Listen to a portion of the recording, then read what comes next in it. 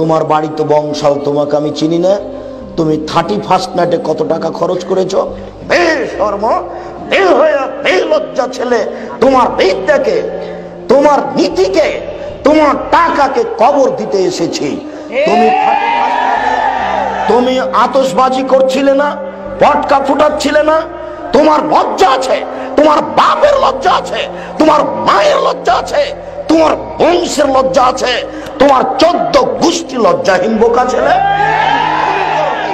তোমাকে, তোমার মাকে, তোমার বাপকে, তোমার বংশকে যদি আমি অশিক্ষিত প্রমাণ করতে না পারি, জাতির সামনে বক্তব্য দিব না, তোমাকে বলে গেলাম।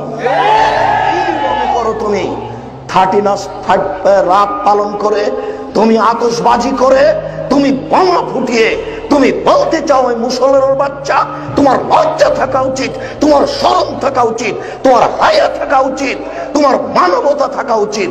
তুমি মুসলমানের বাচ্চা, তুমি এই কথা বলো কি করে যে আমি এই 31st নাইট পালন করি, আমি আতশবাজি করি, আমি পটকা ফুটাই, আমি আবার মুসলমান? লজ্জা হয় না তোমার? শরম হয় না তোমার? এটা মুসলিম এলাকা, আহলে হাদিস এলাকা। তুমি মনে করো তোমার নোংরা নীতিকে কবর দিতে এসেছি, তুমি মনে রেখো। তোমার নোংরা নীতিকে কবর দিতে এসেছি, তুমি মনে রেখো। তোমার নোংরা নীতিকে কবর দিতে এসেছি, তুমি মনে রেখো।